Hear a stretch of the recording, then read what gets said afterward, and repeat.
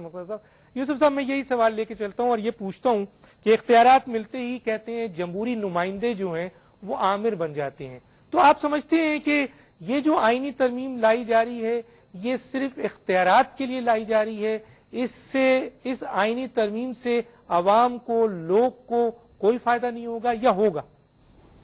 دیکھیں ڈاکٹر صاحب میں عرض کروں گا، آغا صاحب نے بات کی، مقتدی صاحب نے بھی، آصف علی زرداری فرد واحد کی حکمرانی ہے، لیکن یہ حکمران چور دروازے سے نہیں آیا۔ پاکستان کے آئین میں جو درج ہے الیکشن صدر کا وہ اس کا ہوا ہے، اس کے باقاعدہ اس کے مقابلے پہ حریف کھڑے ہوئے تھے۔ میرا یہ عرض کرنا ہے کہ پاکستان میں لوگ جمہوریت مانگتے ہیں جب آمریت ہوتی ہے، جب جمہوریت آ جاتی ہے تو ہم کہتے ہیں ہمیں آئین چاہیے۔ دیکھیں 73 کا آئین اپنے خالق ذوالفقار علی بھٹو کو نہیں بچا سکا۔ پارلیمنٹ کی بالادستی کی بات ہو رہی ہے، نواز شریف کے دور میں آئینی ترمیم 13 منٹ میں پاس ہوئی ہے جناب۔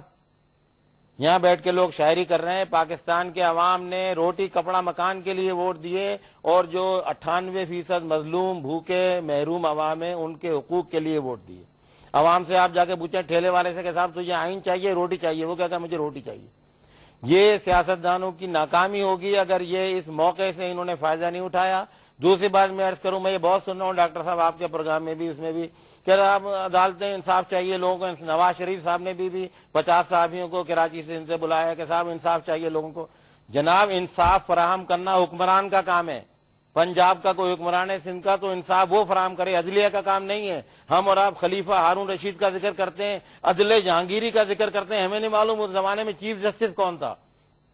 پاکستان کے عوام نے جو 18 فروری کو ووٹ دے دیا، خدا کے لیے اس مینڈیٹ کا احترام کریں۔ سیاستداں اپنے اختلافات کو چھوٹے موٹے طے کریں۔ یہ آئینی جو بحران پیدا کر رہے ہیں یہ ایک بہت بڑی سازش مجھے نظر آ رہی ہے۔ اور میں آپ کو بتاؤں آج ایک اہم اخبار کے اندر ایک مضمون کی سرخی ہے کہ اگلا بجٹ کون پیش کرے گا۔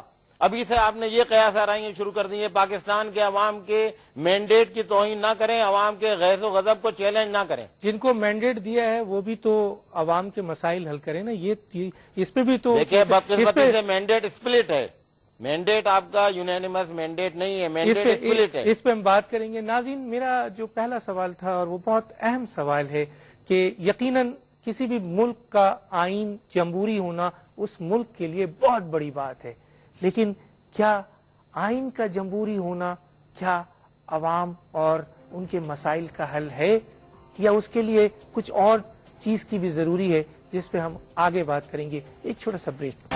کیا واقعی 18ویں ترمیم کے آنے کے بعد پارلیمنٹ کی بالادستی ہوتی ہے اور وزیر اعظم با اختیار ہوتا ہے اور پارلیمانی نظام آ جائے گا؟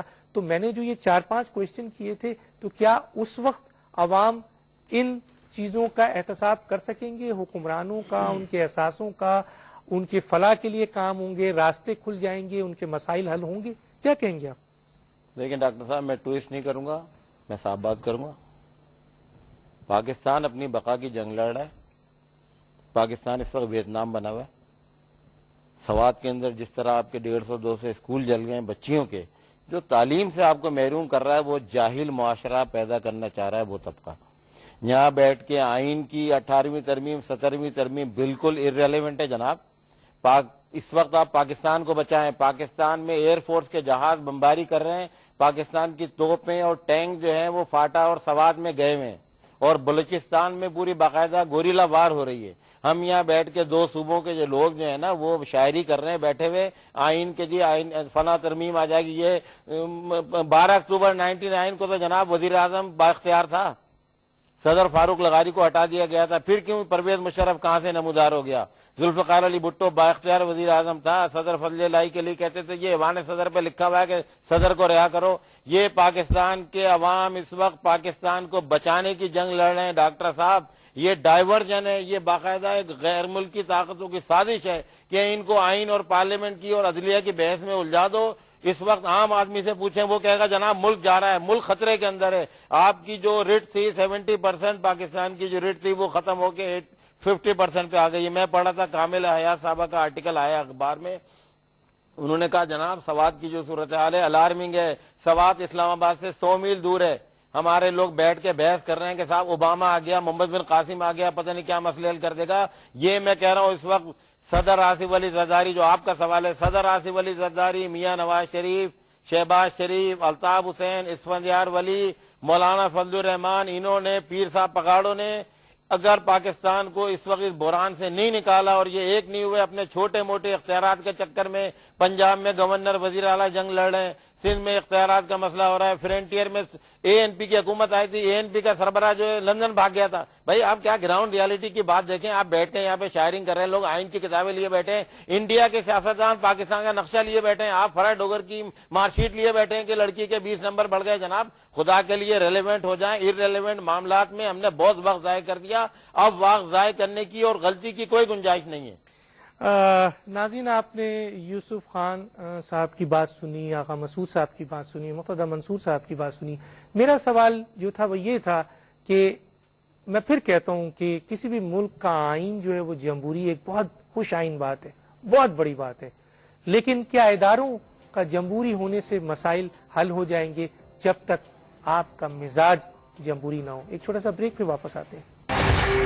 मैं आता हूं यूसुफ साहब, बिल्कुल वक्त खत्म हो जाता है कि जब पाकिस्तान की दो बड़ी सियासी जमात पाकिस्तान को मसाइल से नहीं निकाल पा रही हैं और उसमें बहुत सारे फैक्टर्स हैं, आप देख रहे हैं इक़्तिदार की जंग भी आ रही है, तो क्या पाकिस्तान के अंदर जो मौजूद दूसरी सियासी जमात हैं जो दिखा भी रही हैं कि वो गुड गवर्नेंस कायम कर सकती हैं, तो क्या उनको मरकजी हुकूमत ना दी जाए? आवाम को इस तरफ नहीं सोचना चाहिए? क्या कहेंगे आप?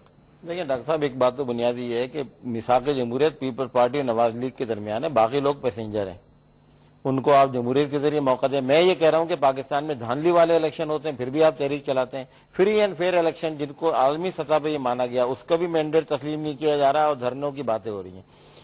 हजरत हमारे अवैध शाह नूरानी साहब ने एक लंच दिया था, काजी हुसैन अहमद साहब उसमें तशरीफ लाए थे, उन्होंने कहा कि अगर ये बुरान बढ़ा फिर भी हम जो है किसी ताले आजमा को इजाजत नहीं देंगे कि सियासत में मदाखलत करें, हम अपने मसाइल खुद हल करेंगे। देखें जनाब, क्लासिक एग्जाम्पल है काजी हुसैन अहमद, जनरल इलेक्शन का बाइकाट किया, बाई इलेक्शन में हिस्सा लिया, मिड टर्म इलेक्शन की डिमांड कर रहे हैं। ये है पाकिस्तान की सियासत जनाब। ये इससे आप अंदाजा लगा लें कि किस डायरेक्शन में हम जा रहे हैं। कौम हाथ पांव मार रही है अंधेरे के अंदर। ये सियासतदान उनको अंधेरे से निकालने के बजाय और मजीद अंधेरे में धकेल रहे हैं और मजीद धकेलते जाएंगे। जो आगा साहब कह रहे हैं, मुक्तदा साहब कह रहे हैं, अवाम के कोई मसाइल नहीं होंगे, अवाम तंग आके सड़कों पर आ जाएंगे, फिर तहरीक चलेगी, फिर कोई जनरल आ जाएगा, फिर उसको वेलकम करेंगे काजी साहब, इमरान खान, हो सकता है मियां नवाज शरीफ साहब भी ये सब वेलकम करेंगे और फिर हम दोबारा बैक टू स्क्वायर वन पे चले जाएं। उससे बचें खुदा के लिए।